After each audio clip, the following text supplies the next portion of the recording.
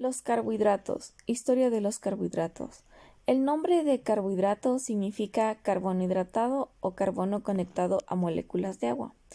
Un ejemplo es la fórmula de la glucosa con su fórmula C6H12O6 que sugiere con 6 átomos de carbono y 6 de agua.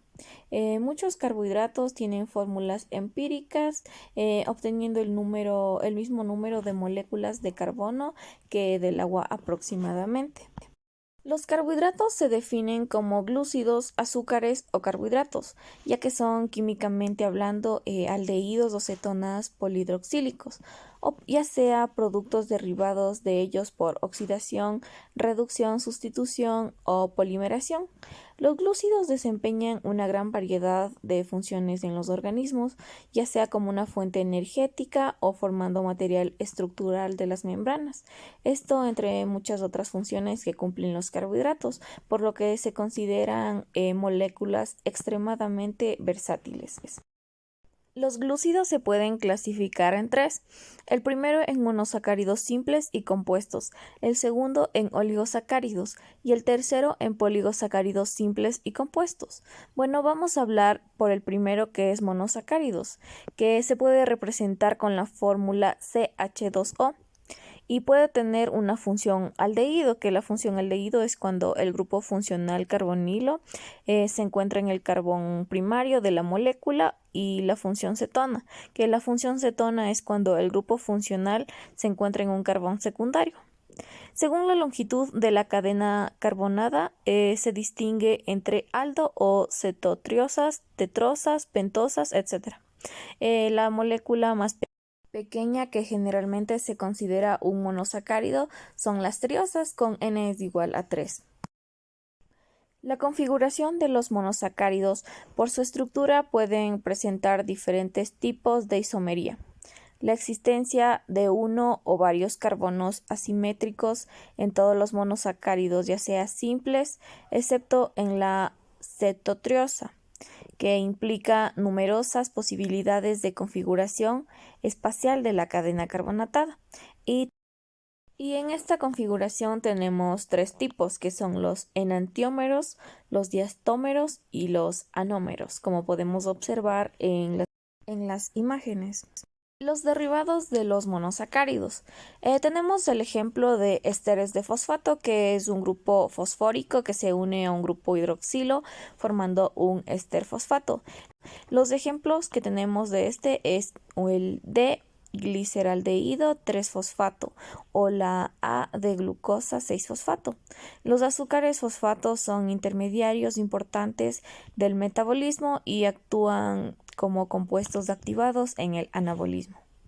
Otros ejemplos también es los ácidos y lactonas, que se producen en presencia de agentes oxidantes formando ácidos aldónicos. Tenemos los alditoles, que estos se producen al reducirse el grupo carbonilo del azúcar. Los aminoazúcares, en estos grupos aminos se une al azúcar, la glucosamina y la galactosamina, que son muy frecuentes. De la glucosamina proceden otros como el ácido murámico y el ácido acetilmurámico. Los principales monosacáridos son las triosas, que tiene 3 carbonos, la tetrosa 4 carbonos y la pentosa, que tiene 5 carbonos, las hexosas 6 carbonos y las septosas 7 carbonos.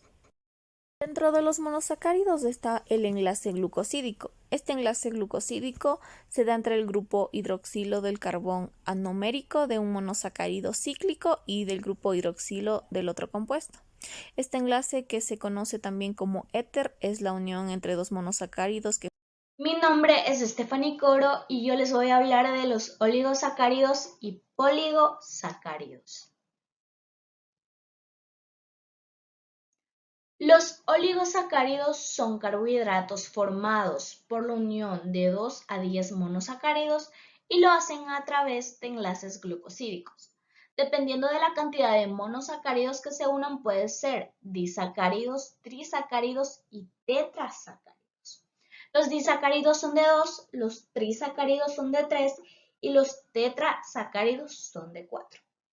Los oligosacáridos también pueden unirse a otras biomoléculas, las cuales serían las glucoproteínas y los glucolípidos, que se encuentran asociados a la membrana celular, desarrollando actividades de reconocimiento, señalización en diversas funciones metabólicas.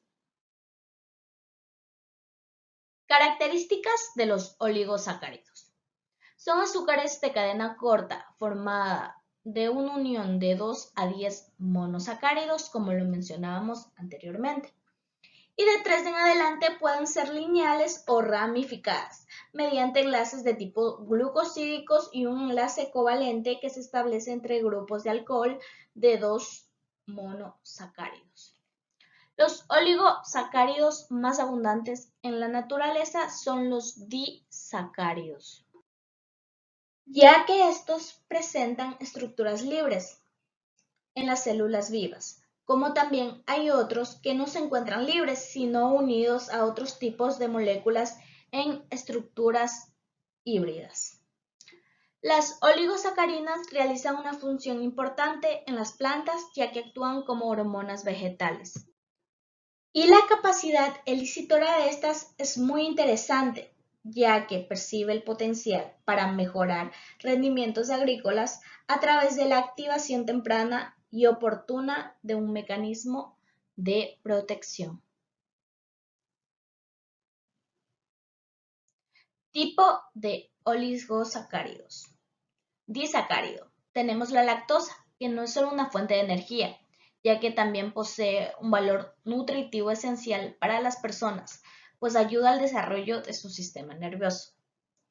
El disacárido son moléculas que se forman a partir de la unión de 2 monosacáridos, de manera que cuando estos se juntan forman el disacárido y liberan una molécula de agua. Hay 2 tipos de disacáridos. Ya tenemos los monocarbonílicos, que son aquellas moléculas o disacáridos que se forman cuando reacciona un OH miacetílico de un monosacárido con un OH que no es miacetílico. Ejemplo, también sería la maltosa o lactosa en este caso.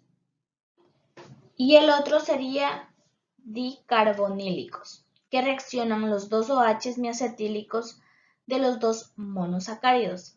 En este ejemplo tenemos la rafina. La rafina se caracteriza por ser productor de gases intestinales en las personas. Y por último, el tetrasacárido, pues lo podemos encontrar en vegetales, en plantas, etc. Cumple la función de edulcorante natural y es poco digerible. El aporte energético que tiene es de 1,5 a 2,4 kilocalorías por gramo. El ejemplo sería la estaquiosa, que es menos dulce que la sacarosa, pero también se utiliza, como dijimos, como edulcorante por propiedades funcionales que él tiene.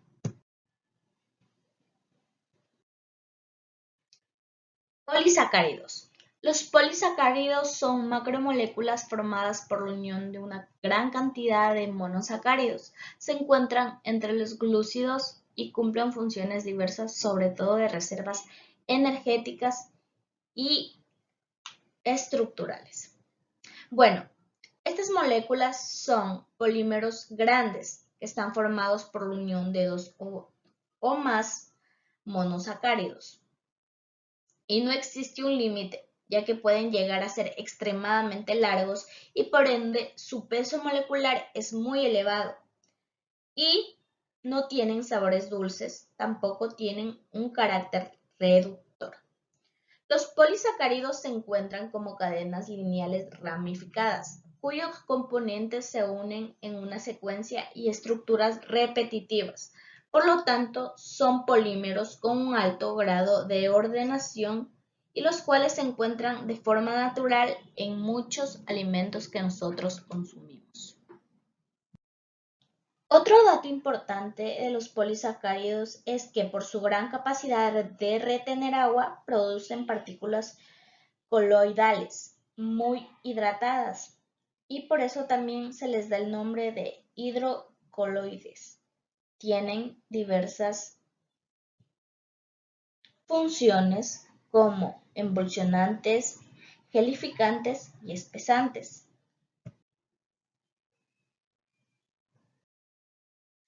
Características de un poligosacárido. Están compuestas principalmente de átomos de carbono, hidrógeno y oxígeno. Existen prácticamente en todos los seres vivos sobre la Tierra, como plantas, animales, bacterias, protozoarios y hongos. Algunos polisacáridos son altamente solubles en agua y otros no, lo que depende usualmente de la presencia de ramificaciones en su estructura. Su hidrólisis generalmente resulta en la liberación de residuos individuales, en este caso los monosacáridos.